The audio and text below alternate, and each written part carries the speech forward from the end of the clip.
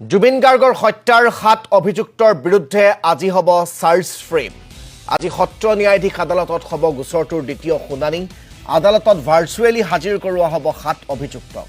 ইতিমধ্যে আদালতত উপস্থিত হৈছে গৰিমা শইকীয়া গাৰ্গ আৰু খুৰাক মনোজ বৰঠাকুৰ। উপস্থিত অমৃত প্ৰভাৰ অধিবক্তা আনন্দ ভূঞাও। বাক্সাৰ কাৰাগাৰত বন্দী হৈ আছে শ্যামকানু মহন্ত, সিদ্ধাৰ্থ শৰ্মা আৰু সন্দীপন গাৰ্গ। দুই দেহৰক্ষী নন্দেশ্বৰ বৰা আৰু পৰেশ বৈশ্যও কাৰাবন্দী হৈ আছে বাক্সাৰ নিকাচিৰ সেই কাৰাগাৰত। হাফলং কাৰাগাৰত কাৰাবন্দী হৈ আছে শেখৰজ্যোতি গোস্বামী আৰু অমৃত প্ৰভা মহন্ত।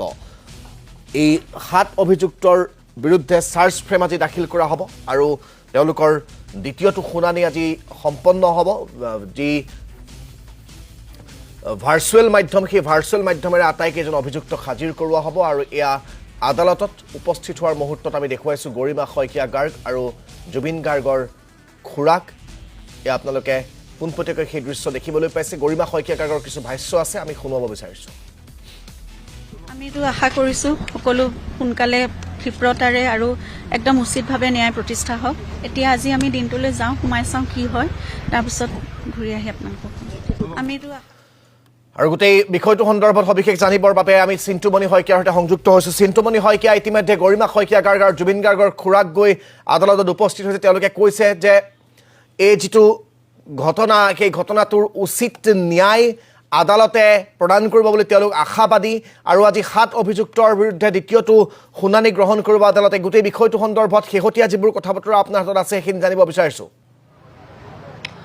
নিশ্চয়কৈ ৰাজদীপ, এই মুহূৰ্তত শুনানি যি প্ৰক্ৰিয়া, সেই প্ৰক্ৰিয়া চলি আছে আৰু কিছু সময়ৰ পিছত আমি জনাব পাৰিম যে শুনানি প্ৰক্ৰিয়াৰ অন্তত আচলতে প্ৰকৃতাৰ্থত কি তথ্য পোহৰলৈ আহিব। সেই কথাসমূহ আচলতে জুবিন গাৰ্গৰ পত্নী গৰিমা শইকীয়া গাৰ্গে উল্লেখ কৰিম বুলি সেই কথা উল্লেখ কৰি গৈছে, তেওঁ আহি পেলাই জনাব। কিন্তু এটা কথা ঠিক যে ন্যায়ালয়ৰ ওপৰত আস্থা আছে আৰু বিশ্বাস আছে। সেই বিশ্বাস আৰু আস্থাৰ প্ৰতি লক্ষ্য ৰাখি সকলোৱে, পৰিয়ালৰ সকলো লোকে ধৈৰ্য সহকাৰে ৰৈছে, অসমবাসীয়ে ধৈৰ্য সহকাৰে ৰৈছে।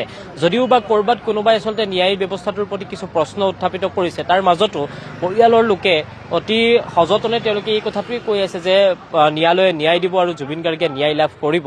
সেই কথাটো সকলোৱে, পৰিয়ালৰ লোকে সেই কথাটো বিশ্বাস কৰে আৰু তেওঁলোকে এটা কথা কৈ আছে যে কোনেও যাতে ইয়াত অশান্তিৰ সৃষ্টি নকৰে, কোনেও যাতে ইয়াক অপ্ৰীতিকৰ পৰিৱেশলৈ লৈ নাযায়, এই কথাটো সকলোৰে আস্থা আৰু সকলোৱে সেই কথাটোৱে বাৰে বাৰে কৈ আছে। ঠিক সমান্তৰালকৈ যি 7 অভিযুক্ত আচলতে হত্যাৰ গোচৰত জড়িত কেইবাজন আছিলে, সেই বাকী যিকেইজন আছিলে সেই থকা কেইজনক আচলতে চাৰ্জ ফ্ৰেম যেতিয়া কৰা হয় তেতিয়া তেওঁলোকক সুশৰীৰে আদালতত হাজিৰ কৰোৱা হয়। এইটো এটা নিয়ম। কিন্তু এই ঘটনাটো কিছু সুকীয়া।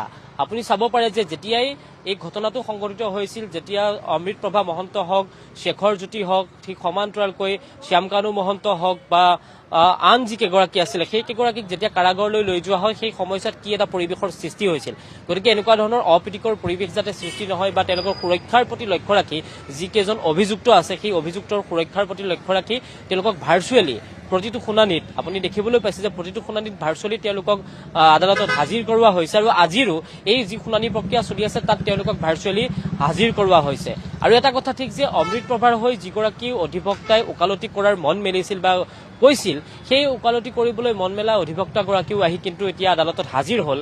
তেওঁ আনন্দ ভূঞা আৰু সেই আনন্দ ভূঞাই অমৃত প্ৰভাৰ হৈ ওকালতি কৰিব।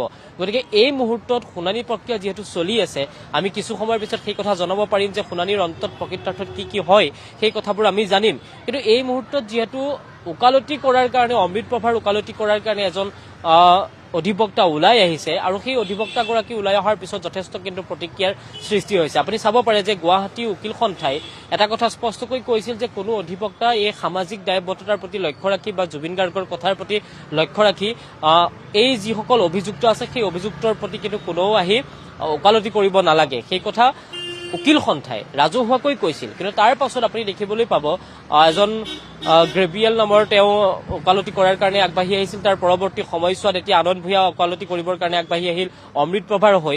গতিকে এই ঘটনাটোৱে আৰু ক'ৰ পৰা ক'লৈ যায় বা চাৰ্জশ্বিটখনত কি সুৰুঙা আছে নেকি, সেই সকলোবোৰ কথা কিন্তু চোৱা চিতা হ'ব। গতিকে এই সকলোবোৰ কথা সময়ৰ ওপৰত নিৰ্ভৰ কৰিব। কিন্তু বিগত আপুনি সময়ছোৱালৈ লক্ষ্য কৰিলে দেখিব যে জুবিন গাৰ্গৰ যেতিয়া মৃত্যু হৈছিল আৰু সেই মৃত্যুত যিসকল অভিযুক্ত আছিল সেই অভিযুক্তসকলক সেই এই স্থানৰ পৰা গুৱাহাটীৰ আদালতৰ পৰা যেতিয়া কাৰাগাৰলৈ লৈ যোৱা হয় সেই সময়ত যথেষ্ট এটা অপ্ৰীতিকৰ পৰিৱেশ সৃষ্টি হৈছিল ৰাইজ ওলাই আহিছিল গতিকে তেনেকুৱা ধৰণৰ ঘটনা যাতে সৃষ্টি নহয় তাৰ প্ৰতি লক্ষ্য ৰাখি কিন্তু তেওঁলোকক এতিয়া কেৱল ভাৰ্চুৱেলি আদালতত হাজিৰ কৰোৱা হৈছে আৰু ভাৰ্চুৱেলি তেওঁলোকৰ পৰা সেই সোধপোছসমূহ আদালতত চলি আছে গতিকে এই মুহূৰ্তত শুনানি প্ৰক্ৰিয়া অব্যাহত আছে শুনানিৰ অন্তত কি হয় সেইসমূহ কথা গম পাম কিন্তু এই চাৰ্জ ফ্ৰেম যি কৰাৰ নিয়ম আছে সেই চাৰ্জ ফ্ৰেম অনুসৰি এই যিসকল অভিযুক্ত থাকে এটা গোচৰৰ সেই অভিযুক্তসকল কিন্তু সশৰীৰে আদালতত হাজিৰ হোৱাটো এটা নিয়ম গতিকে সেই নিয়ম কিছু আজি হয়তো শিথিল কৰা হৈছে কাৰণ এই ঘটনাটো যথেষ্ট পৃথক গতিকে সেই পৃথক ঘটনা আৰু জুবিন গাৰ্গৰ দৰে এটি সত্তা গতিকে সেই সত্তাৰ প্ৰতি লক্ষ্য ৰাখি আচলতে এনেকুৱা ধৰণৰ এটা ব্যৱস্থা আদালতে কৰিছে আৰু সেই ভিত্তিতে এই গোটেই প্ৰক্ৰিয়াটো চলি আছে আৰু পৰৱৰ্তী সময়ছোৱাত ৰাজদীপ চাওক যে চাৰ্জ ফ্ৰেম যেতিয়া কৰা হয় কাৰ বিৰুদ্ধে কি ধাৰা ৰুজু কৰা হ'ব যিসকল অভিযুক্ত আছে হত্যাৰ গোচৰত যিসকল অভিযুক্ত সেই হত্যাৰ গোচৰত অভিযুক্তসকলক কি ধাৰা আচলতে তেওঁলোকৰ বিৰুদ্ধে লগোৱা হ'ব বা তেওঁলোকৰ বিৰুদ্ধে কি ধাৰাৰ অধীনত গোটেই গোচৰটো পৰৱৰ্তী সময়ছোৱাত চলিব গতিকে সেই সকলোবোৰ কথা কিন্তু আজি এই যি শুনানি প্ৰক্ৰিয়া আছে সেই শুনানি প্ৰক্ৰিয়াৰ পিছত গম পোৱা যাব ঠিক সমান্তৰালকৈ আন এটা প্ৰসংগও উল্লেখ কৰিব লাগিব যে অখিল গগৈয়ে যি ধৰণৰ কথা আচলতে কৈছিল বা আন কোনো লোকে যেতিয়া চাৰ্জশ্বিটখন সামাজিক মাধ্যমত আপলোড কৰিছিল সেই গোচৰটোৰো কিন্তু কিছু আজি কথা ইয়াত উত্থাপন হোৱাৰ কিন্তু সম্ভাৱনীয়তা আছে গতিকে সেই গোচৰটো যি ধৰণৰ এটা গোচৰ ৰুজু হৈছিল সেই গোচৰটো সম্ভাৱনীয়তা অনুযায়ী কি ধৰণে আচলতে উত্থাপিত হয় সেই কথাও আমি উল্লেখ কৰিম কিন্তু কিছু সময় পূৰ্বে যিহেতু SITৰ লোক আহি ইয়াত উপস্থিত হৈছিল গতিকে সেই SITৰ লোকে সেই গোচৰটো যিটো গোচৰ অখিল গগৈৰ বিৰুদ্ধে হওক বা যিসকলে সামাজিক মাধ্যমত চাৰ্জশ্বিটখন উত্থাপন কৰিছিল বা ভাইৰেল কৰিছিল সেইসকলৰ বিৰুদ্ধে কি গোচৰ হ'ব কেনেধৰণে চলিব